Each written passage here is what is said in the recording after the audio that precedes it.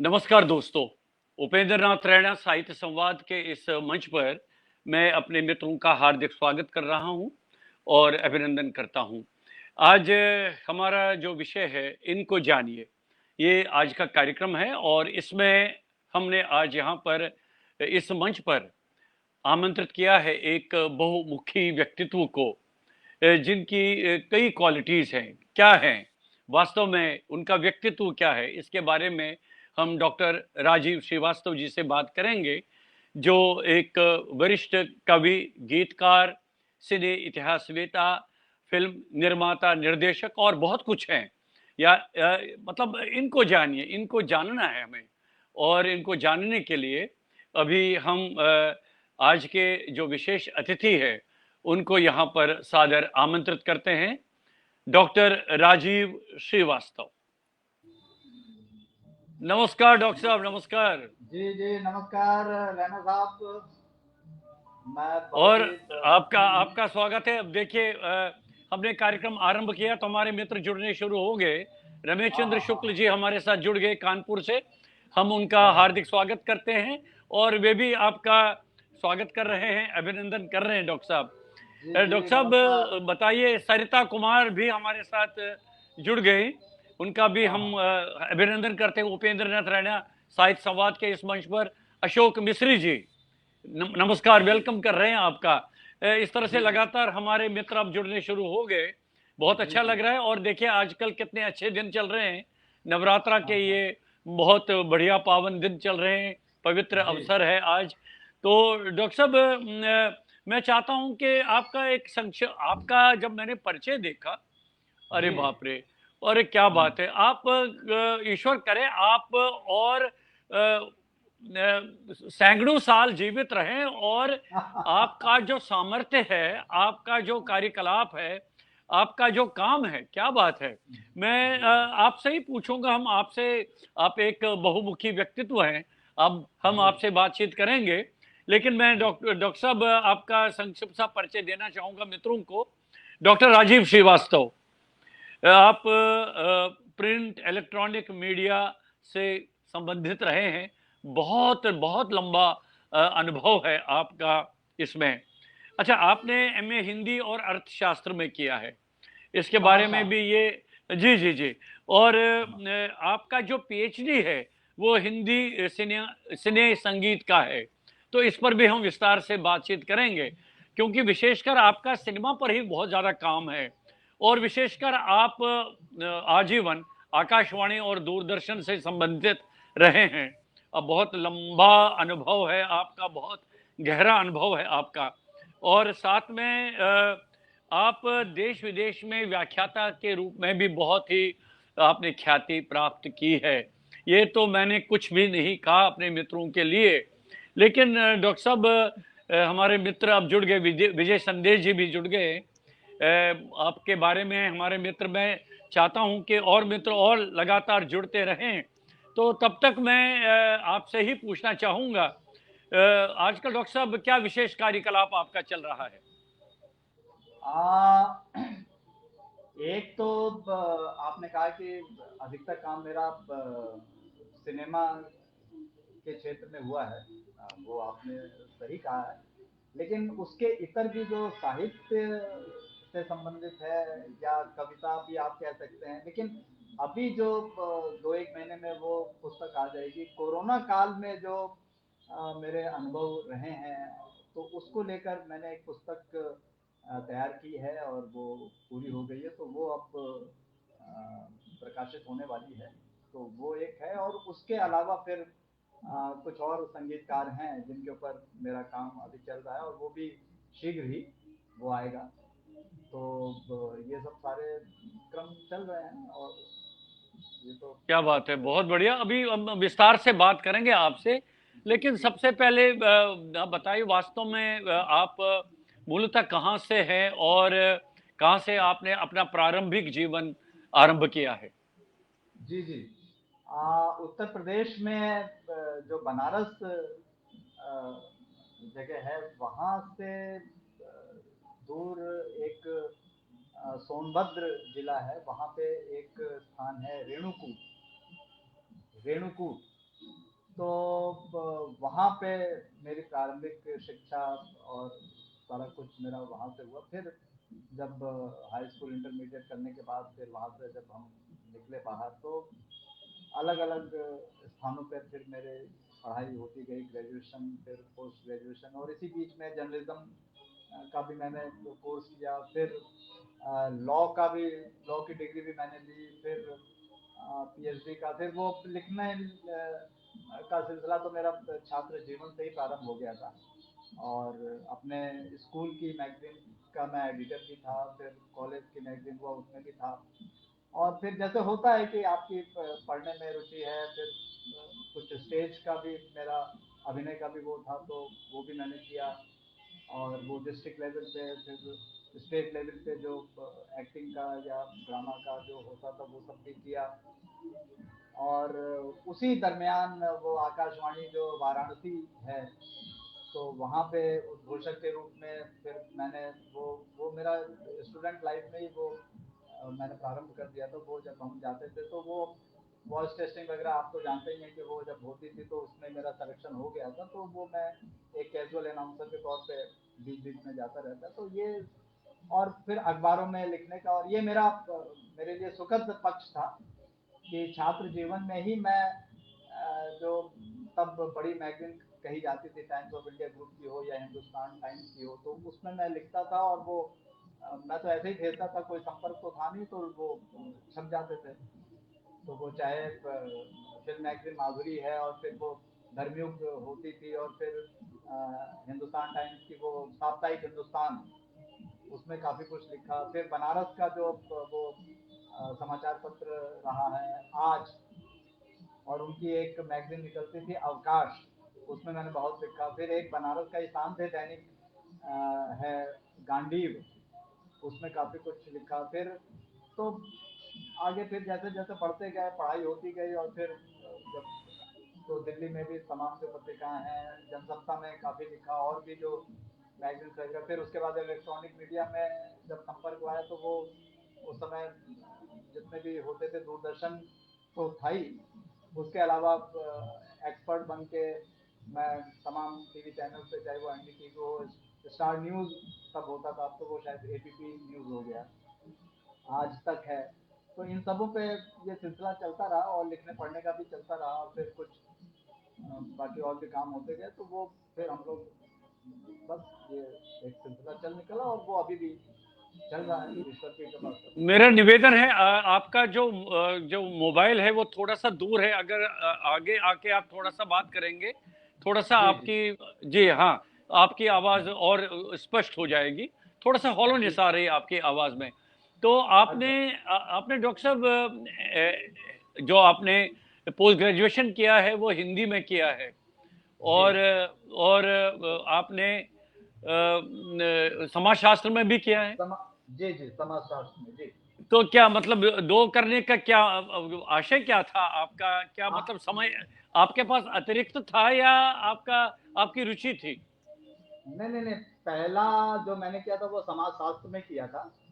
और फिर चूंकि साहित्यिक रुझान तो मेरा था, तो मेरे मन में ये विचार आया कि भाई हिंदी साहित्यिक जो है और ये भाषा है, तो इस पे करना चाहिए। तो फिर मैंने वो भी कर दिया।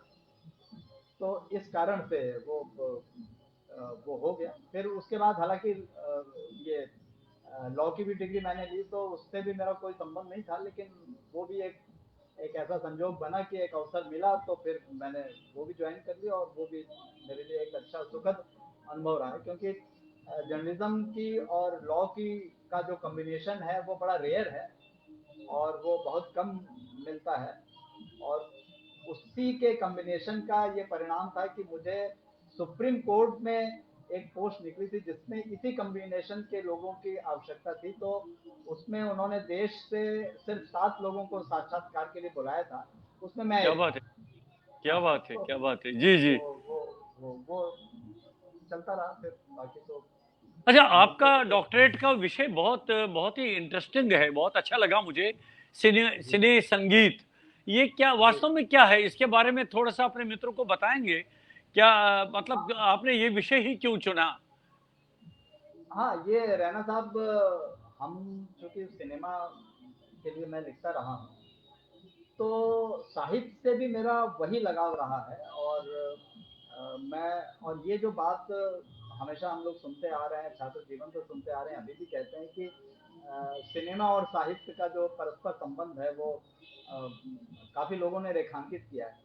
लेकिन मुझे ऐसा लगता था कि सिनेमा में जो साहित्य की बात जिस हिसाब से होनी चाहिए, विशेषकर हिंदी सिनेमा में, वो ऐसा कुछ उसमें दिखता नहीं था। क्योंकि प्रेमचंद जैसे महान जो कहानीकार लेखक थे, तो वो भी मुंबई से वापस आ गए। लेकिन हाँ, अगर सफलता की दृष्टि से हिंदी साहित्य का जिस जिस भी किसी कथाकार ने उसमें एक छाप छोड़ी, उसमें कमलेश्वर जी का नाम पहला आता है। और कमलेश्वर जी के साथ भी मेरा संपर्क बराबर रहा और काफी निकट का संपर्क रहा। तो ये सारी चीजों को लेके मुझे ये लगता था कि फिल्मी गीतों पे मेरा जब रुझान होता था या जब उस पर मैं शोध कर रहा था, तो मेरे मन में ये विचार आया कि भाई इसमें जो साहित्य है या लोक तत्व है, फोक है, और जो संवाद है, जो कम्युनिकेशन है, वो किस तरीके से उसको रेखांकित किया जाए, वो लोगों के सामने लाया जाए। तो इसलिए मैंने फिर ये विषय चुना कि भाई फिल्म संगीत में जो लोक तत्व है, जो साहित्य है, और जो कम्युनिकेशन है, जो संचार है, वो मैंने विषय संप्रेषण, तो वो मैंने विषय लिया। और उस पर मैंने पीएचडी करने का मेरा तात्पर्य यही था कि भाई मैं उसको स्टैब्लिश करूं कि हम साहित्य और सिनेमा की बात करते हैं, लेकिन वो वास्तव में है क्या।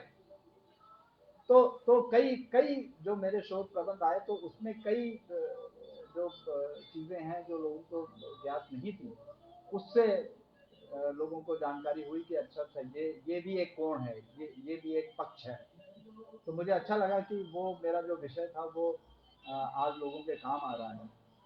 और यहाँ पे जो दिल्ली में अपना आईएमसी है, Indian institute of mass communication, इनकी रिसर्च मैगजीन छपती है। तो उसमें भी उन्होंने मुझसे कह के ये रिसर्च आर्टिकल लिखवाया फिल्म गीत संगीत पे। तो उसमें मैंने ये सारी चीज़ें फिर से एक नए सिरे से दी और वो छपा, और लोगों को बड़ा अच्छा लगा, सुखद आश्चर्य भी हुआ।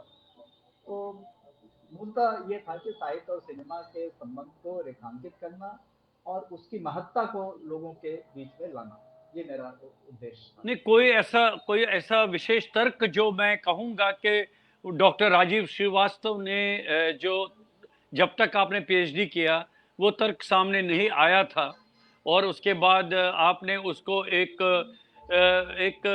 ऐसे विचारधारा, एक ऐसा तर्क दे दिया उस बात को कि वो लोगों में ये लगा कि ये डॉक्टर राजीव श्रीवास्तव ने इस शोध के माध्यम से हमारे सामने हमारे वो पक्ष हमारे सामने रखा है। देखिए, मैं आपको एक छोटी सी बात बता देता हूँ कि इसी शोध को आधार बनाकर जो अभी कोरोना काल में मेरी पुस्तक प्रकाशन और सूचना प्रसारण निदेशालय से जो भारत सरकार के द्वारा आई, सात सुरों का मेला, तो ये फिल्म संगीत का पूरा इतिहास है। 1931 में जो पहली फिल्म आई थी आलम आरा, तब से लेकर 1931 से लेकर 2020 तक का ये पूरा 90 साल का जो ये पूरी यात्रा है, 9 दशक का, वो इसमें उल्लेखित है, सात सुरों का मेला। तो ये पुस्तक हमारे जेएनयू में जो प्रोफेसर वहाँ पे हिंदी के जो हेड ऑफ डिपार्टमेंट, अब तो अभी पिछले वर्ष वो रिटायर हो गए, तो उस समय वो एचओडी थे वहाँ पे हिंदी के जेएनयू में, प्रोफेसर गोविंद प्रसाद। जी जी तो जी। मैं उन्हें व्यक्तिगत रूप से मैं उनको तब मिला नहीं था, उनका नाम सुन रखा था, उनके बारे में जानता था, लेकिन व्यक्तिगत रूप से मेरी भेंट नहीं हुई थी। उनको ये पुस्तक मिली थी, और उसको जब उन्होंने पढ़ा होगा, देखा सुना होगा, तो उसके करीब हफ्ते 10 दिन बाद उनका फोन आया मेरे पास, और उन्होंने कहा कि भाई आप राजीव जी बोल रहे हैं। मैंने कहा हाँ जी। तब उन्होंने कहा कि भाई मैं प्रोफेसर गोविंद प्रसाद बोल रहा हूँ, ऐसे ऐसे मैं जेएनयू में एचओडी हूँ। और उन्होंने जो बात मेरे को कही थी वो ये था कि उन्होंने कहा कि मैं हिंदी पढ़ाता हूँ और हिंदी साहित्य की मैं बात करता हूँ, लेकिन मुझे आश्चर्य है कि फिल्मी गीतों को लेकर साहित्यिक हिंदी साहित्यिक भाषा में भी कोई पुस्तक लिख सकता है। बोले कि मैं ये कल्पना नहीं कर सकता था, और ये पहली पुस्तक है जो पूरे साहित्य के हिसाब से लिखी गई है, जिसकी भाषा शैली बिल्कुल साहित्यिक है। तो वो जब उन्होंने ये बात मेरे से कही तो मुझे लगा कि एक एचओडी हिंदी का और जेएनयू जैसे वहाँ का अगर ये बात कह रहा है, और वो भी मेरे से परिचित नहीं है व्यक्तिगत रूप से, तो मुझे लगा कि ये जो काम मैंने किया है वो अगर वहाँ पे रेखांकित हुआ है, उन लोगों ने इसको इस तरीके से लिया और बड़ा अचरज उनको हुआ कि ऐसी हिंदी तो लोग बोलते नहीं, अच्छे अच्छे हिंदी जानने वाले नहीं बोलते, वो आपने लिखी है। तो वो मैं लगता हूँ कि मैंने जो ये किया तो उसका पहला प्रमाण तो यही मुझे मिल गया। और बच्चन साहब, अमिताभ बच्चन साहब, उन्होंने एक मेरी पुस्तक की वो लिखी, जो उसकी भूमिका, तो 2004 की बात है। तो वो कल्याण जी आनंद जी की बायोग्राफी थी वो किताब। तो उसकी भूमिका उन्होंने लिखी थी, तो उन्होंने मुझे पांडुलिपि के साथ बुलाया था। तो मैं गया था उनके पास में, तो हमारा जो समय नियत था वो 5 मिनट का समय था कि 5 मिनट में हम बातचीत करके और वो फिर आ जाएंगे। लेकिन आपको आश्चर्य होगा कि जब वो पांडुलिपि देखने लगे, पृष्ठ पलटने लगे, उसको बीच बीच में पढ़ रहे थे और भी उनकी क्वेरी को पूछने लगे, तो उनको शायद वो भाषा और शैली से प्रभावित हुए। तो वो 5 मिनट की जो हमारी भेंट जो निर्धारित थी वो 1.5 2 घंटे चली। क्या बात है। जी। तो भी मुझे ये लगा कि तो और उन्होंने कहा, उन्होंने उसमें ये कहा, एक पंक्ति उन्होंने कही और उसमें लिखा भी कि मुझे ये लगता है कि ये जो पुस्तक है वो सिनेमा और साहित्य के बीच में एक सेतु का काम करेगी। तो मेरे लिए ये प्रमाण पत्र और इस तरह की बातें तो और प्रेरणा देती हैं कि मैं आगे और साहित्य में ही डूब के काम करूं। तो ये सिलसिला चल रहा है और आज भी चल और रहा है। चूंकि सिनेमा का संगीत जो है वो आपका शोध का विषय रहा है, तो क्या जी। मूल रूप से संगीत का आपको ज्ञान था उस समय, और कोई रुचि थी या कोई विधिवत रूप से आपने कोई शिक्षा ली थी संगीत में, जिसका ओवरऑल आप का बैकग्राउंड था? विधिवत शिक्षा तो रहना साहब मैंने कभी नहीं ली। लेकिन हाँ, स्कूल के दिनों में जो एक सब्जेक्ट आपको आर्ट्स के पढ़ने होते थे, तो उसमें मेरा म्यूजिक एक सब्जेक्ट था। ये कक्षा 2 3 से लेके हाई स्कूल तक में वो म्यूजिक सब्जेक्ट था। तो वो जो उस तरह की बातें हैं संगीत के बारे में, तो वो तो मुझे जानने को मिलती थी। लेकिन एक अंदर से जो आपके अंदर लगन होती है, या किसी भी गीत को आप सुन रहे हैं, उस समय तो रेडियो पे सारा गीत संगीत आता था और सिनेमा के गीत ही रेडियो पे अधिकतर सुनते थे हम लोग। और अपने स्कूल के दिनों में ही मुझे ये सौभाग्य मिला कि उस ज़माने में बेगम अख्तर जैसी गायिका को सुनने को मिला, मुकेश साहब को सुनने को मेरे को मिला, प्रत्यक्ष उनसे मिलने को मिला, और हेमंत कुमार, और इस तरह से जो हस्तियां होती थी वो मेरे को उस पीरियड में मिलता गया। तो मैं समझता हूँ कि ये जो इनपुट जो मेरे मन मस्तिष्क पे जो आया, तो वो कहीं ना कहीं मेरे को एक तरह से आप कह सकते हैं कि मैं सिद्धस्त हो गया कि मैं किसी भी गाने को सुन के उस समय में बता देता था कि ये फलाना गायक है, ये फलानी गायिका है। जिस समय लोग पहचानते नहीं थे आवाज कि साहब ये लता मंगेशकर गा रही हैं, आशा भोसले हैं, गीता दत्त हैं, मुकेश हैं, किशोर कुमार हैं, तो मैं बताता था। और मैं इतनी बारीक से बताता था कि मुकेश और नितिन मुकेश के गीतों में भी फर्क मैं बताता था। मैंने कहा नहीं, ये मुकेश नहीं, ये नितिन मुकेश है। उस समय प्रारंभिक जो 70s का, जो अर्ली 70s का दौर आता, नितिन मुकेश ने भी गाने शुरू कर दिए थे। धुएं की जी जी लकीर में उनका बिल्कुल। एक गीत आया बहुत था ज्यादा। आया था। जी जी जी जी जी। जी। और ऐसा लगता था जैसे मुकेश जी ही गा रहे हैं। हाँ हाँ। लेकिन लगने के बाद में भी मैं बताता था कि नहीं नहीं, ये ये नितिन है। नहीं, क्या तो मतलब इसका जैसे एक आम आदमी, मुझे ज्ञान नहीं है, मैं तो अगर मैं नितिन को सुनता तो मैं लगता कहता ये मुकेश जी गा रहे हैं। लेकिन आपको कैसे वो क्या मतलब, कैसे वो आप फर्क कर पाते थे आप? मैं फर्क ये करता था कि मुकेश साहब की जो आवाज थी वो खरज उसमें काफी था, यानी भारीपन लिए वो आवाज थी।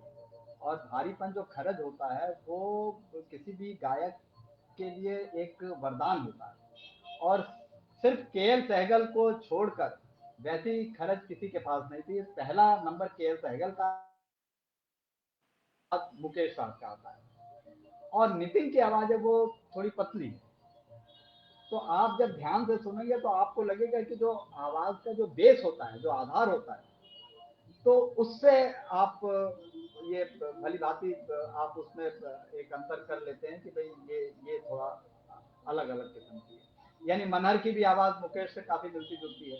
जी जी जी। उसी तरह से जब हम मोहम्मद रफ़ी की बात करते हैं तो मोहम्मद रफ़ी के समय ही जो और भी सिंगर आ गए थे जो उनकी आवाज़ में गाते थे, तो वो भी मुझे पता लगता था कि भाई ये रफ़ी साहब की तरह गा जरूर रहे हैं, लेकिन ये रफ़ी साहब नहीं है।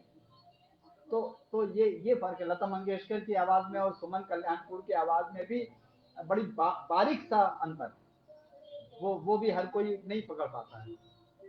तो वो तब पकड़ में आता है जब वो हाई पिच पे जाती है, जब लता मंगेशकर हाई पिच पे जाती हैं और सुमन कल्याणपुर हाई पिच पे जाती है, तो उसमें अंतर स्पष्ट रूप से झलक जाता है, क्योंकि एकदम पता चलता था। जी जी जी जी जी। जी। क्या बात है। तो अच्छा, इस बीच जी में सुलेखा मिश्रा जी जुड़ गए, आपको नमस्ते कर रही है, कह रहे राजीव भाई नमस्कार। जी नमस्कार। जी जी। और प्रेमवदा पांडे जी ने भी बहुत अच्छा कमेंट दिया है, कह रहे कि संगीत के प्रेमी फर्क कर लेते थे। यानी उन्होंने आपके बारे में कहा कि देखिए, जब मैंने पूछा कि नितिन जी और मुकेश जी के आपको कैसे, तो नेचुरली वो तो कभी इन लोगों से आपका मिलना जुलना भी हुआ क्या जब आप आकाशवाणी दूरदर्शन में थे? नहीं नहीं, मेरा व्यक्तिगत रूप से मिलना रहा मुकेश साहब से मिला। मैं आपको एक बड़ी रोचक जानकारी दे दूं। 1974 में मुकेश साहब का प्रत्यक्ष मुझे उनका कार्यक्रम, संगीत कार्यक्रम सुनने का अवसर मिला था। वो रेणुकूट में, जहाँ पे मैं मेरी पढ़ाई हुई प्रारंभिक, और वहीं पे। और एक फिल्म थी कभी कभी। हम्म। ये कभी कभी जो फिल्म थी ये 76 में रिलीज हुई थी, और 76 में ही इसका गीत संगीत आया था, खयाम साहब का म्यूजिक था। तो 74 में जब मैंने पहली दफे उनका प्रोग्राम, बल्कि कोई भी फिल्मी जो गायक गायिका है, तो पहला कार्यक्रम मैंने मुकेश साहब का ही देखा था, और बड़े नजदीक से देखा था। और बिल्कुल, तो मुझे उस प्रोग्राम में तब तो ये मालूम नहीं था कि कोई फिल्म कभी कभी बन रही है, आने वाली है, और ना उसके गीत संगीत के बारे में मालूम था। लेकिन मुकेश साहब ने वहां पे अनाउंसमेंट किया कि बहनों और भाइयों, मैं आपको एक नज्म सुनाता हूँ, साहिल लुधियानवी साहब का लिखा हुआ। और ये मुझे बहुत प्रिय है, और मुझे पूरी आशा है कि जब ये गीत आएगा और फिल्म रिलीज होगी तो ये काफी लोगों द्वारा पसंद किया जाएगा। तो उनको वो गीत इतना पसंद रहा होगा, तो उन्होंने कहा कि मैं इसको पहले पढ़ के सुनाता हूँ, फिर आपको गा के सुनाता हूँ। तो उन्होंने वो साहिर की जो नज्म है, कभी कभी मेरे दिल में ख्याल आता है, वो पहले पढ़ के सुनाई, क्या और फिर बात है। उसको गाया। तो बाद में जब 76 में ये फिल्म आ गई और हम लोगों ने वो गीत सुना, तब मुझे रिकॉल हुआ कि अरे अरे ये गीत तो हमने 74 में सुन लिया था।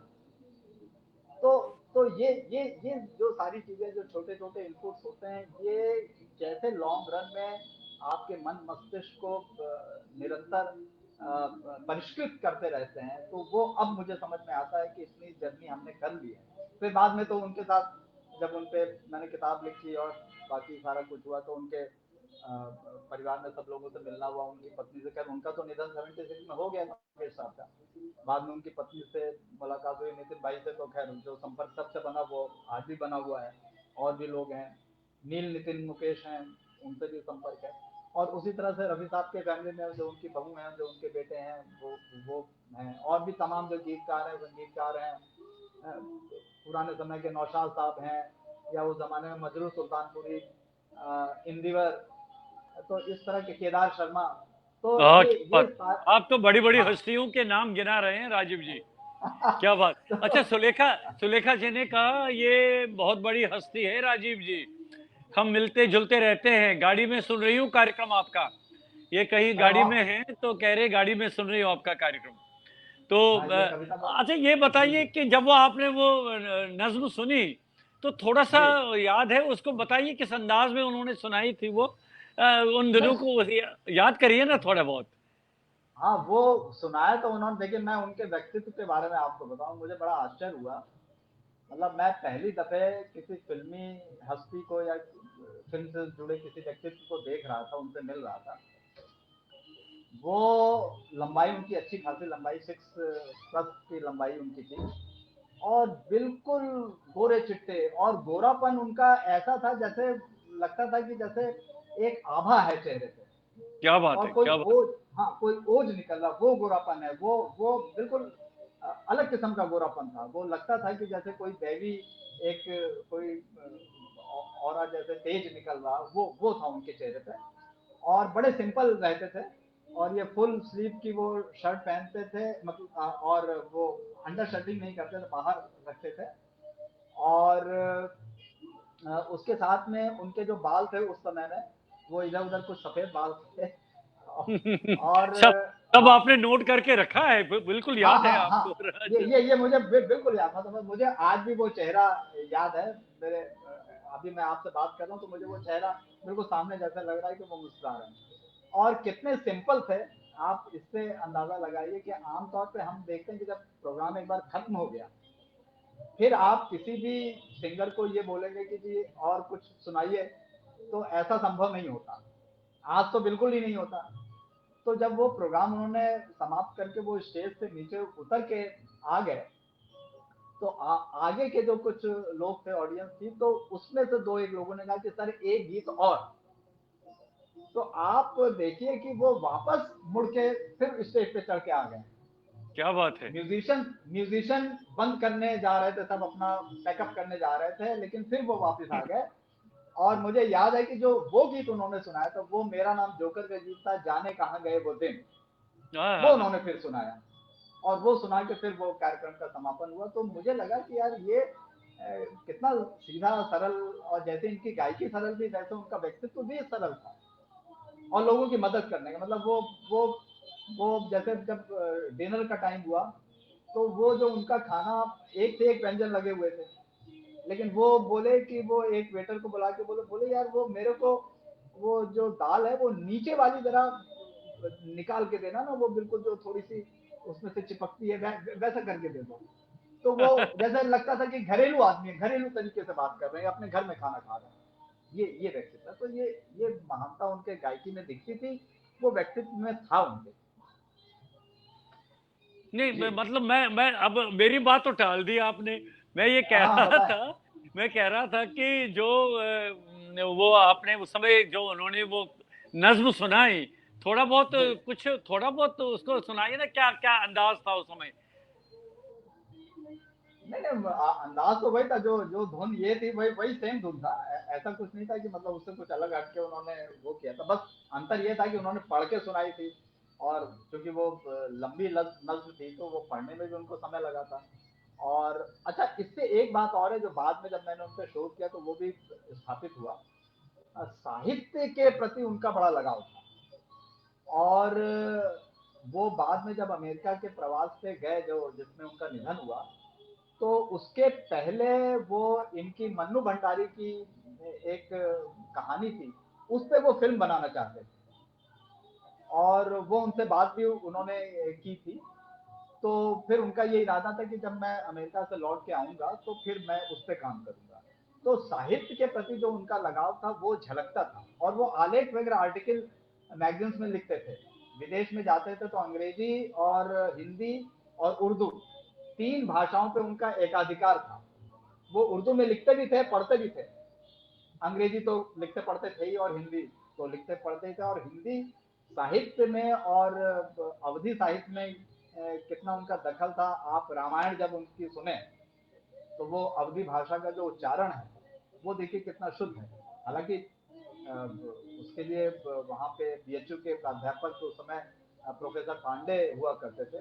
वो बम्बई बाकायदे इसके लिए आए थे कि वो ये देखते थे कि भाई अगर कहीं पे कोई कठिनाई हो रही है तो उसको दूर किया जाए। तो ये सारी चीजें मैंने देखी थी। एक गायक के साथ में वो संगीतकार भी थे, कई फिल्मों में उन्होंने संगीत भी दिया। फिर उसके बाद वो इनका कविता की समझ उनको थी, शायरी की समझ थी, वो लिटरेचर जानते थे। वो उनको एक उन्होंने नज्म गाई थी इनकी इकबाल साहब की, क्या बात है। सारे जहां से अच्छा हिंदुस्तान हमारा लिखने वाले इकबाल की एक ऐसी नज्म उन्होंने गाई थी जिसका संगीत भी उन्होंने तैयार किया था, हालांकि उसका रिकॉर्ड नहीं बना। स्टेज पे उन्होंने कई जगह सुनाया है कि कब हंसा था जो कहते हो कि रोना होगा, हो रहेगा मेरी किस्मत में जो होना होगा। क्या ये बात है। नज्म है इकबाल की। हाँ, और इकबाल जैसे शायर को जो लोग जानते हैं उनको आश्चर्य होगा कि इकबाल साहब ऐसा भी कुछ लिखते होंगे, क्योंकि वो उनके उनका जो व्यक्तित्व, जो स्थापित व्यक्तित्व है, उससे बिल्कुल विपरीत है। कि वो कह रहे हैं कि कब हंसा था जो कहते हो कि रोना होगा, हो रहेगा मेरी किस्मत में जो होना होगा। क्या बात है, तो क्या बात। अच्छा, जी, मेरी मेरी आवाज आप ठीक तरह से सुन पा रहे हैं ना, कोई दिक्कत तो नहीं? हाँ सुन रहे, जी जी। और आपकी आवाज भी ठीक आ रही है, क्योंकि मुझे कहीं से कुछ कमेंट आ रहे हैं कि आवाज लो है, ऑडिबल नहीं है, लेकिन मुझे लग रहा है कि मेरी आवाज आप तक आ रही है, आपको भी आवाज मुझे। अच्छा, सुलेखा जी कह रही है कि कुछ तरन्नुम में हो जाए। तो आपने राजीव जी गीत बहुत अच्छे लिखे हैं। आप कवि तो हैं ही, बहुत अच्छे कवि हैं। तो मैं चाहता हूं कि बातचीत तो हम जारी रखेंगे, आप कुछ गीत, तरन्नुम में गीत सुनाइए, अच्छा लगेगा। अब ये तो आपने धर्म क्या संकट मैंने में क्या डाल किया? दिया रहना साहब। अब देखिए मेरी देखो देखो देखिए डॉक्टर साहब, मेरी फरमाइश नहीं है। अब सुलेखा जी देखिए कितनी तत्परता के साथ आपका कार्यक्रम गाड़ी में सुन रही है, गाड़ी में जी, सुन रही है, और कह रही कि राजीव जी को कहिए तरन्नुम में सुनाइए कुछ। तो मैं कैसे, अब देखिए ये अगर किसी की फरमाइश है तो मैं इसमें क्या करूं। नहीं नहीं, बिल्कुल बिल्कुल ठीक है। अब मैं ये सोच रहा हूँ कि मैं कौन सी कविता आपको सुनाऊं। अब आ, तरन्नुम ना भूलिएगा। अच्छा, तरन्नुम में। और क्या, ऐसे थोड़ी है। जी जी। अब ये तो थोड़ा, अब आपके सामने तो गीत तो कई होंगे डॉक्टर साहब। हाँ हाँ, नहीं नहीं, ये तो कई हैं। जी। अब तरन्नुम का थोड़ा सा अब हम लोग उतने सुरीले तो नहीं है, लेकिन नहीं ये है सूर्य, कि अब देखिए देखिए, आपका आपका कंपटीशन में, म्यूजिक कंपटीशन में थोड़ी है, गायन का थोड़ी प्रतियोगिता हो रही है। तो और क्या। चलिए चलिए सुनिए, हम बहुत सारे मित्र जुड़े हैं, आपका कार्यक्रम देख रहे हैं, वो वेट कर रहे हैं आपका। जी जी जी, मैं अब आ, सुलेखा जी ने, अब एक और सुलेखा जी ने हिंट दे दिया आपको, जो फेसबुक में अच्छा डालते रहते हैं आप। हाँ, देखिए अच्छा वो तो कार्यक्रम आपका सुन रही है, सुनाइए जल्दी, बहुत बढ़िया।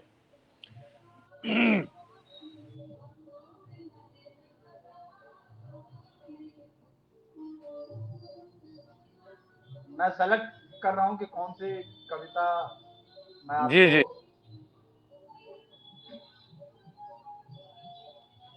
जी राजीव जी। जी जी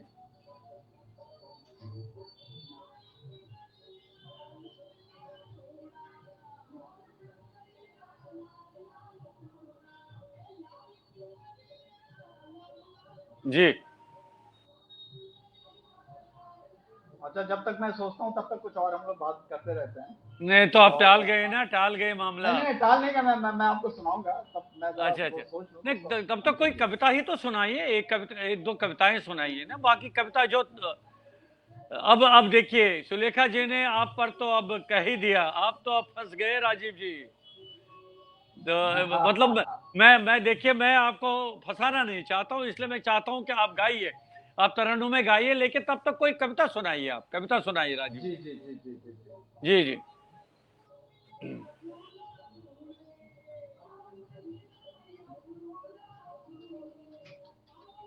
जी हाँ, मैं जो सामने आ रहा है मैं उसी को सुना देता हूँ अब। जी जी जी डॉक्टर साहब सुनाइए।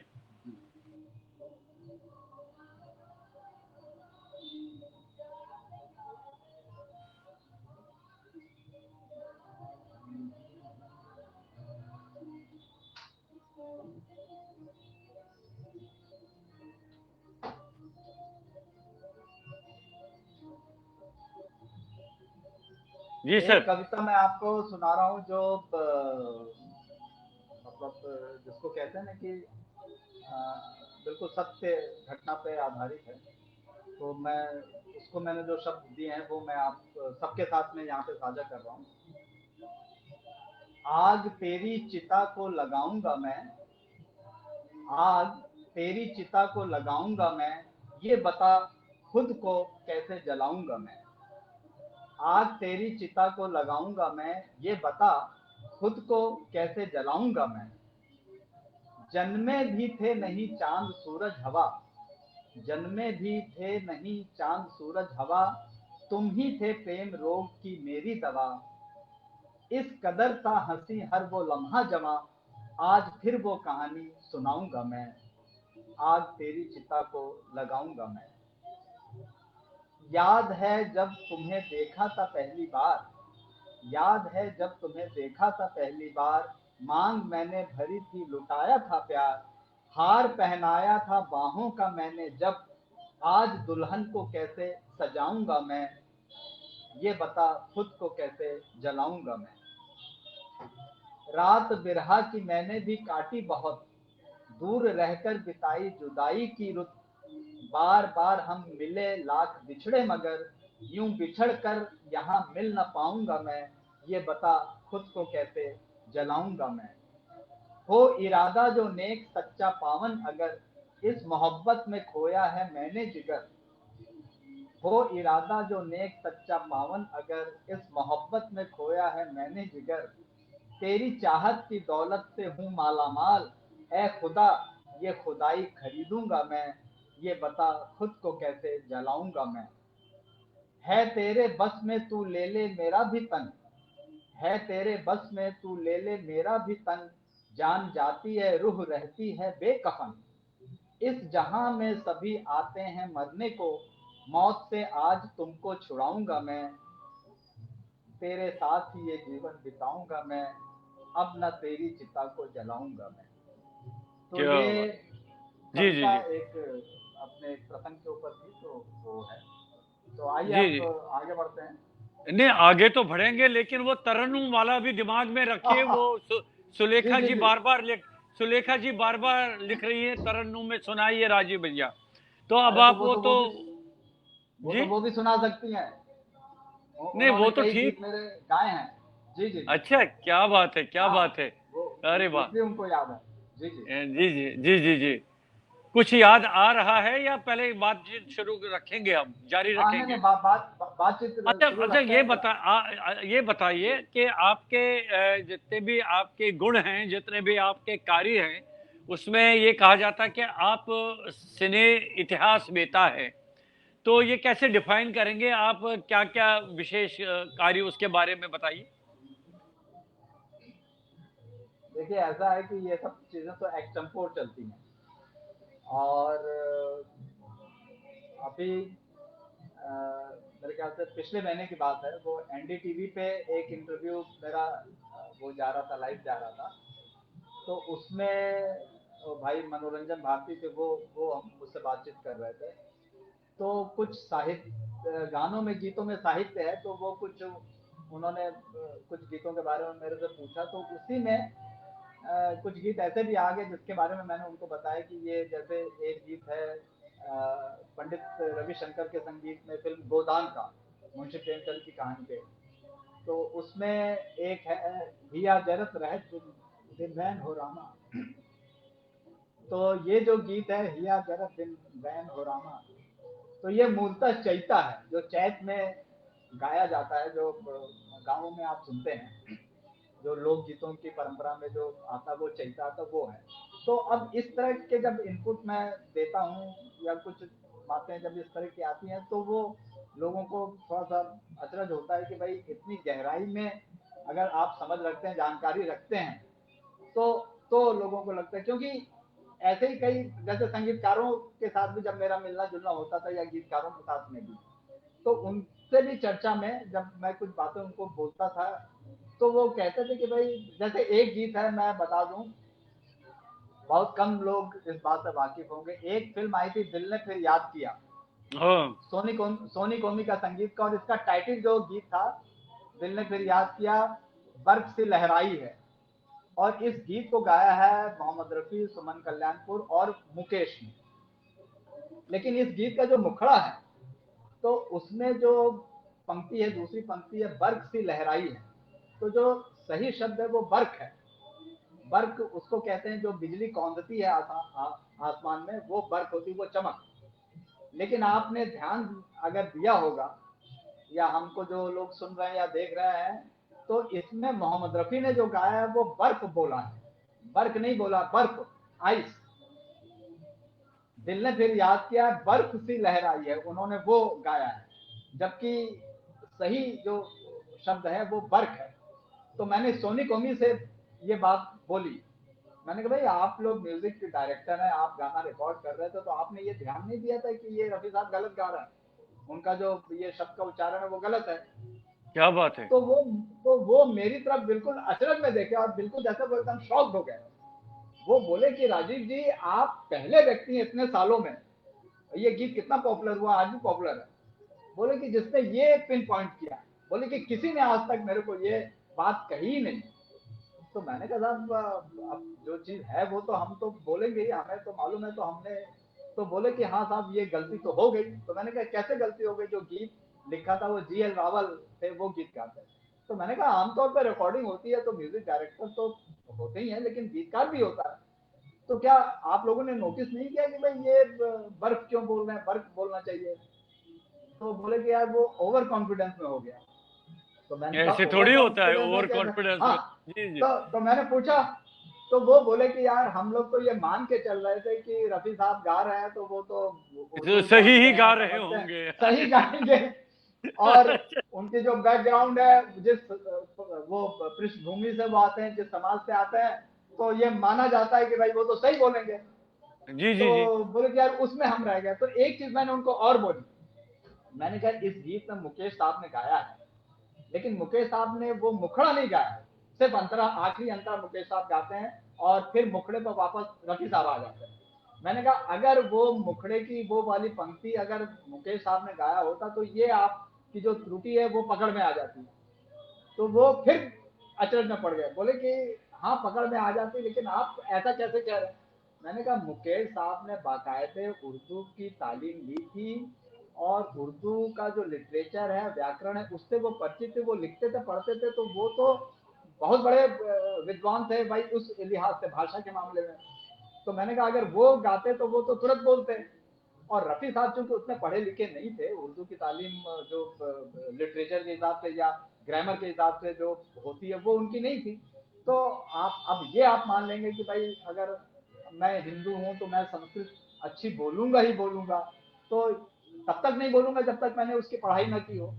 तो ये चीजें जो हम छोटी छोटी चीजें लोगों को बताते थे, निकाल के लाते थे, तो ये स्वाभाविक होता था। ये जब आपका अध्ययन होता है, आप गहराई में किसी चीज के उतरते हैं, तो आप ये नोटिस करते हैं। जैसे एक जगह इंदिवर साहब ने लिखा है, दुल्हन से तुम्हारा मिलन होगा, अनोखी रात फिल्म का गीत है। हम्म। ओ मन थोड़ी धीर, ओ मन थोड़ी धीर धरो, बाहों में चांदी का बदन होगा, तो चांदी का बदन है। तो मैंने इंदिवर साहब को बोला, मैंने कहा यहाँ पे चांदी सा बदन होना चाहिए ना, आपने मतलब वो आपने उसको पूरा वो बना दिया कि वो चांदी का ही, वो जो भी प्रेसी है वो पूरी मेटल में है। तो मैंने कहा आप तो ये कहना चाह रहे हैं कि चांदी की तरह वो लग रही है, उसका रूप रंग है, वो है। मतलब चांदी सा तो बदन हो गया है। अच्छा। हाँ हाँ हाँ हाँ।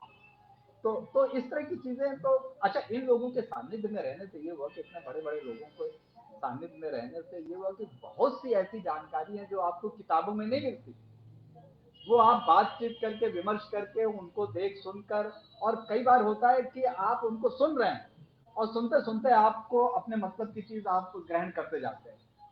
तो ये मैं समझता हूँ कि इन लोगों के सानिध्य में जो रहा, तो उससे भी मुझे बहुत कुछ सीखने को और अपने आप को परिष्कृत करने का अवसर मिला। तो वो आज काम आ रही है, मुझे बोलने में भी आ रही है, मेरे लेखन में भी वो चीज स्पष्ट रूप से झलकती है। तो है ऐसा। जी। बहुत बड़ी, बहुत अच्छी बात कही आपने। तो लेकिन अभी भी वो तरन्नुम में गाइए, ये आपका पीछा नहीं छोड़ रहा अभी। तो तरन्नुम में क्या तैयार है अब आप करिए ना, अब आप इसमें समय मत निकालिए राजीव जी। जी जी। जी जी। मैं मैं मैं हाँ अब मैं अब एक का चयन कर ही लो और सुनाइए। अच्छा अच्छा। जी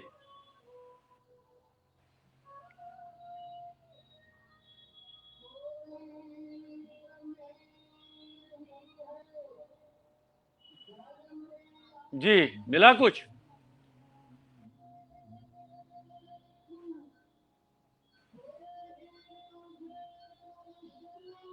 मैं ढूंढ रहा हूँ कि अभी इसी वर्ष 12 जनवरी को, जब स्वामी विवेकानंद की जयंती 12 जनवरी को, तो उसमें लंदन से पधारे हमारे बहुत बड़े संगीतकार पंडित विश्व प्रकाश यहाँ दिल्ली में थे।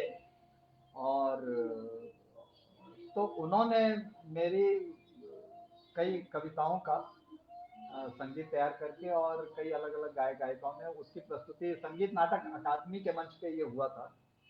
तो मैं उसी में से किसी को ढूंढ रहा हूँ कि मुझे बनी बनाई धुन मिल जाए, तो मैं उसी को आपको सुना देता हूँ, क्योंकि वो कार्यक्रम बड़ा ही लोगों ने पसंद किया था। और कोरोना काल में उस समय था जनवरी में, तो भी बड़ा अच्छा प्रोग्राम हुआ था। तो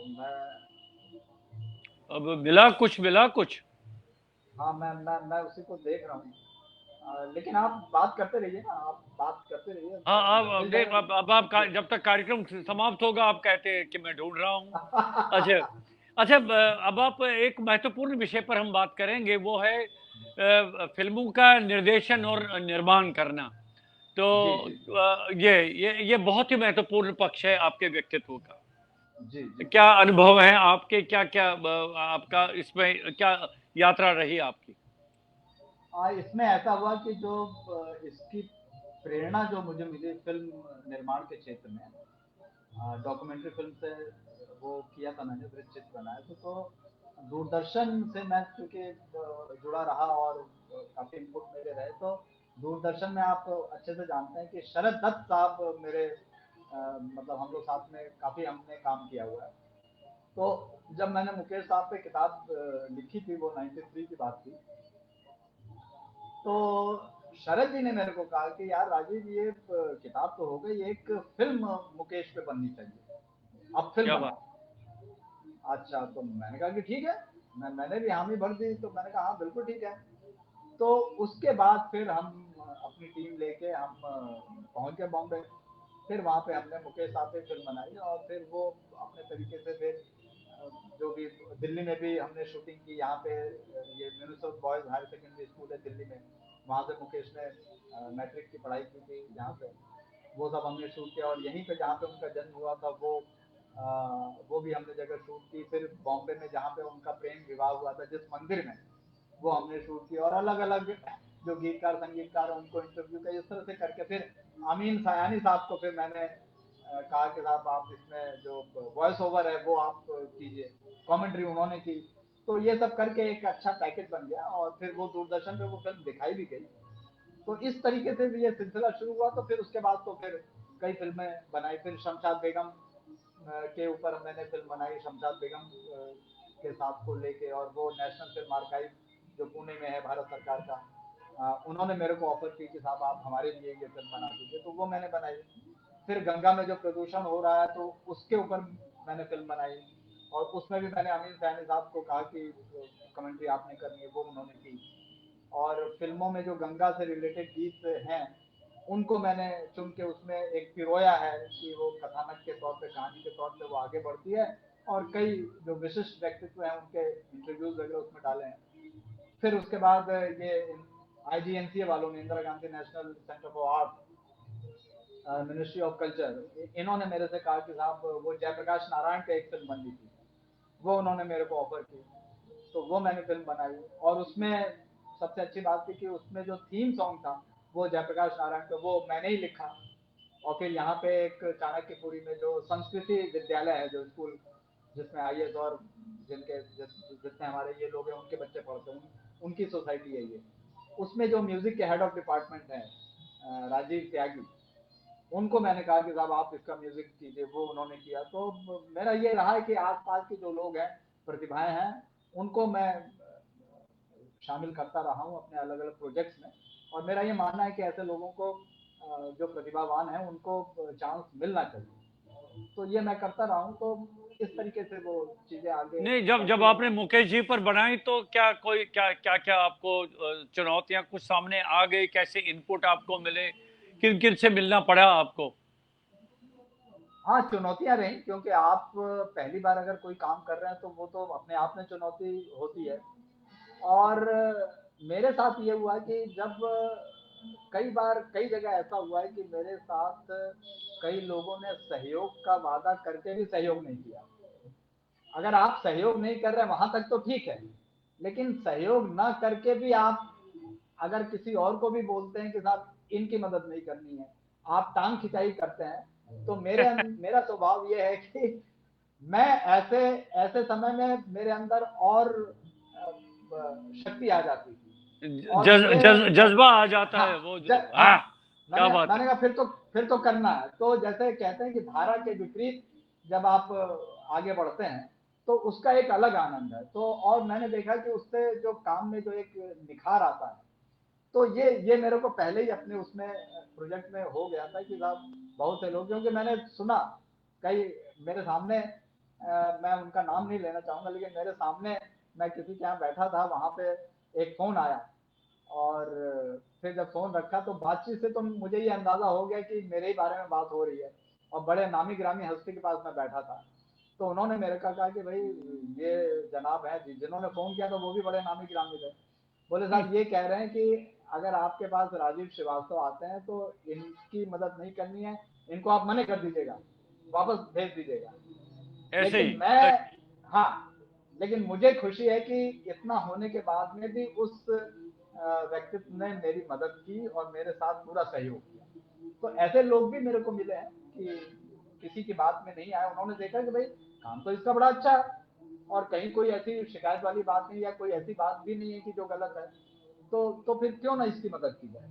तो कुछ लोग आगे बढ़ के मदद किया, और कुछ लोगों ने पीठ पीछे लोगों को कहा कि नहीं साहब नहीं कहा। तो ये होते रहते हैं, तो मैं इनसे विचलित। नहीं, आपने आपने एक बहुत अच्छी बात कही कि धारा के विरुद्ध जब जाते हैं ना, तो उसमें जी और साहस आता है और हिम्मत बढ़ जी जाती है। तो उस जी धारा को आप पार करते हुए आपके गंतव्य तक पहुंच जाते हैं, तो उसमें अलग ही आनंद होता है। लेकिन जी अभी जी। आपका गीत पेंडिंग है। क्या गीत पेंडिंग है आपका, राजीव जी?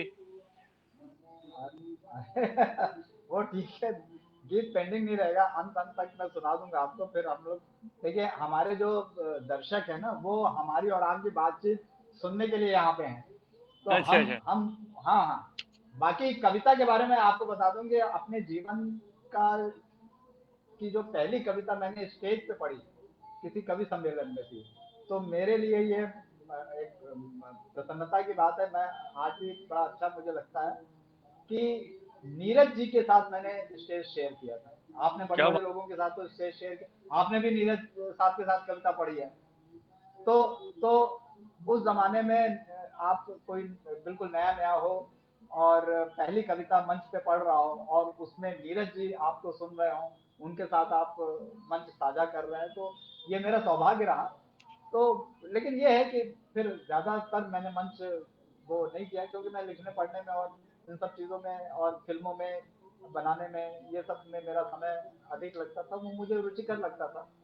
तो ये रहा, लेकिन कविता लेखन तो मेरा फिर भी चलता रहा। तो नहीं, ये सारी चीजें वो होती। तो जो कविताएं जी लिखता है तो वो थोड़ी रोक लेगा, उसका तो जारी रहेगा।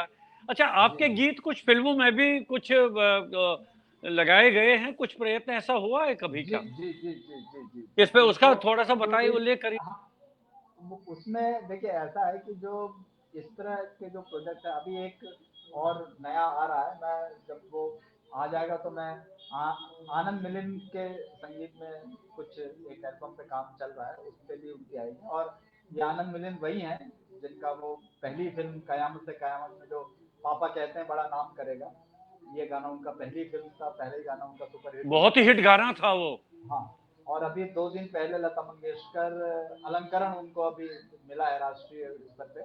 अभी 2 दिन पहले तो वो उनके जन्मदिन पे ही, लता मंगेशकर के जन्मदिन पे उनको ये सम्मान मिला। अभी 2 दिन पहले मेरी बात भी हो रही थी उनसे। तो इस तरह की चीजें होती हैं, लेकिन कई बार ये होता है कि आप साहित्य को साथ में लेके चल रहे हैं, तो कई जगह मैं काम इसलिए भी मुझे छोड़ना पड़ता है कि वो कहते हैं कि साहब ये शब्द जरा इसको आप बदल के थोड़ा सा जो सस्ते किस्म के या सस्ती प्रकृति के या उस तरह की चीजें वैसा आप कर दीजिए। तो मैंने कहा साहब ऐसा करने वाले तो बहुतेरे पड़े हुए हैं, तो आप मेरे से आप मिलेंगे तो फिर वो जो लिटरेचर की बात है तो वो बात वही होगी, जो एक मर्यादा है, जो एक स्तर है, वो वही हम काम करेंगे। तो वो कुछ लोग हैं जिनको इस तरह का काम पसंद है तो वो हम करते हैं। जी। जी जी जी। तो अब आप अच्छा तो कविता ही तो सुनाइए ना कोई, अब अगर, या अच्छा चलिए तरन्नुम छोड़ दीजिए, आप कोई ऐसा गीत सुनाइए, ऐसे मतलब रिसाइट करके सीधे सीधे से ऐसे सुनाइए, कोई जी भी जी गीत जी। सुनाइए, जी सुनाइए।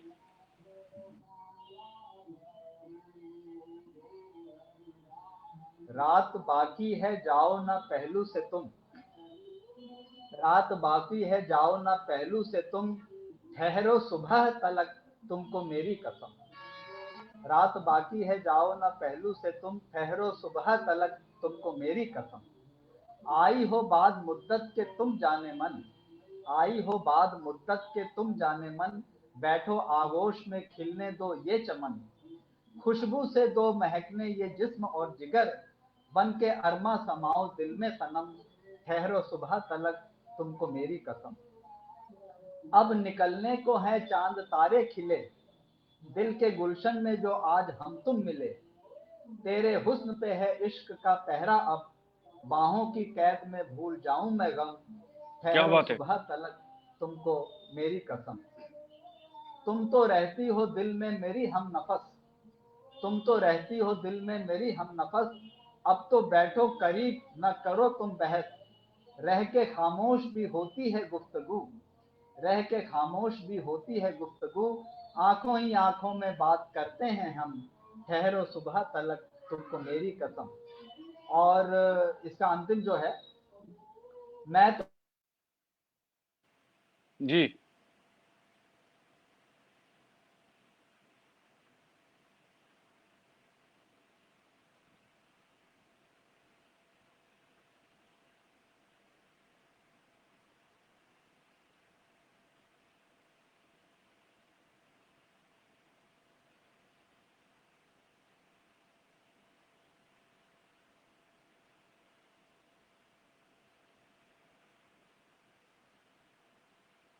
लग रहा है कि थोड़ा सा कुछ नेटवर्क में व्यवधान सा आ रहा है।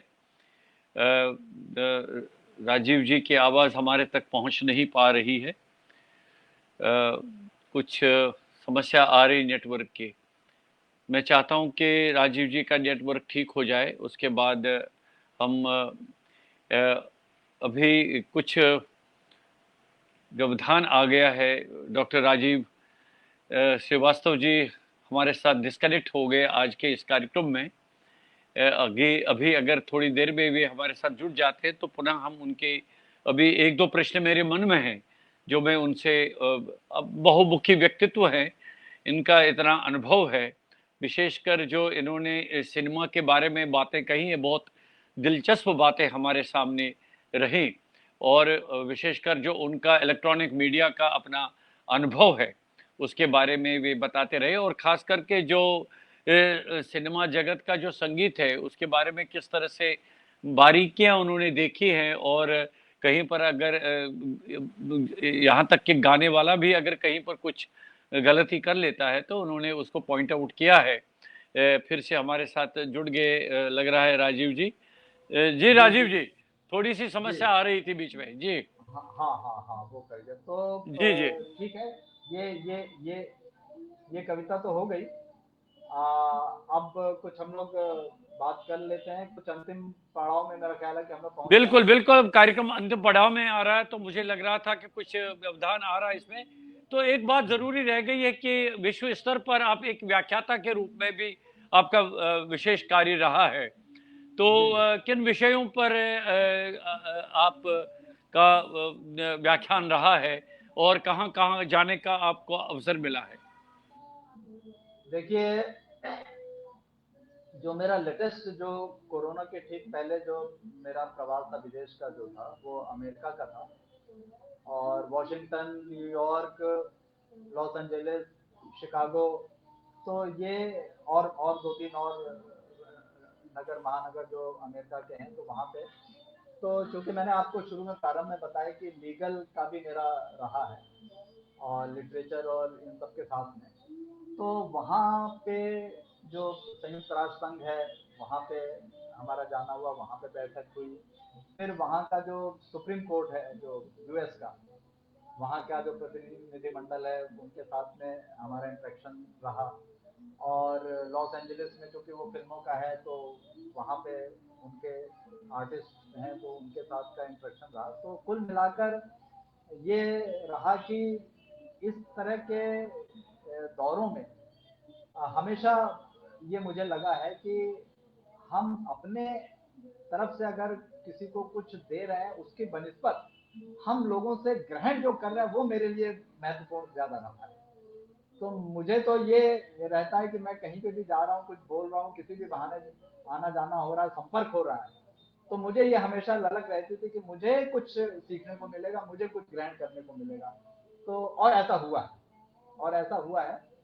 तो कविताओं की जो आपने बात की तो उसी में मुझे याद आया कि अंग्रेजी में भी चूंकि मैं कविता लिखता हूँ, तो अमेरिका की एक प्रकाशन संस्था काफी पुरानी है, तो उन्होंने विश्व के अलग अलग देशों से अंग्रेजी पोइट्री मंगवाई थी और उसकी एक पुस्तक उनको प्रकाशित करनी थी और उसके लिए डिफरेंट लेयर पे उनकी जरूरी थी। तो यहाँ से मैंने भी अपनी एंट्री भेजी थी, तो वो सिलेक्शन हुआ था और हिंदुस्तान से मैं अकेला अंग्रेजी कविता जिसका अच्छा। उसमें उनकी कविताओं का सिलेक्शन हुआ था, तो वो उसमें आए, तो वो मेरे लिए ऑनर का विषय था, उनका प्रशस्ति पत्र और वो सब उन्होंने मुझे दिया था। तो वो भी मैं उपलब्धि मानता हूँ जी।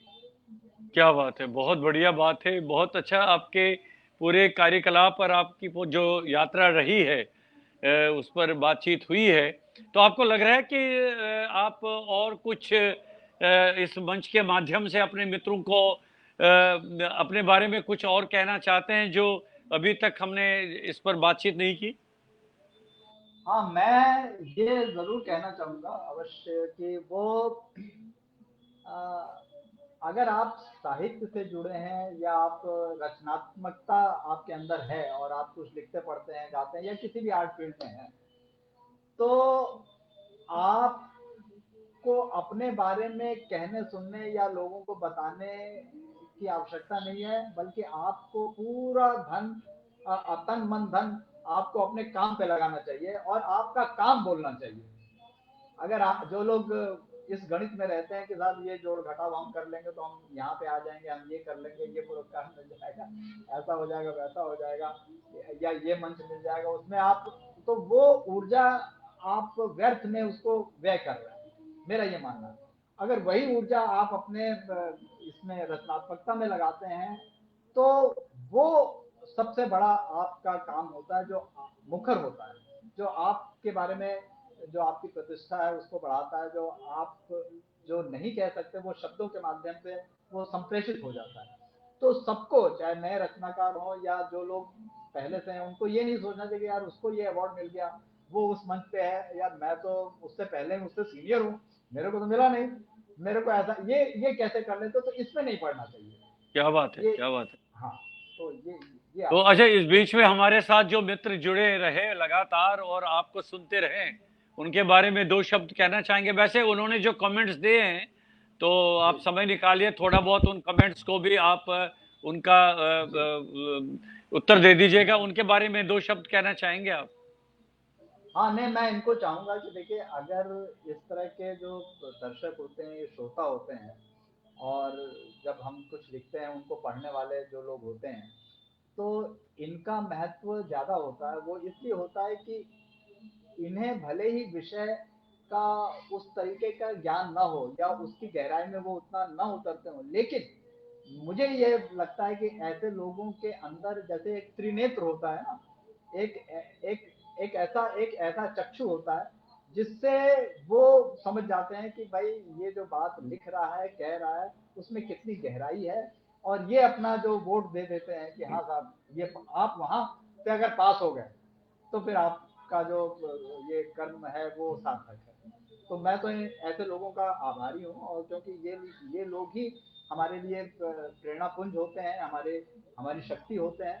और हम लोगों को अगर हम कभी गलत रास्ते पे या थोड़ा सा विचलित होते हैं तो ऐसे ही लोग हमें रास्ता दिखाते हैं।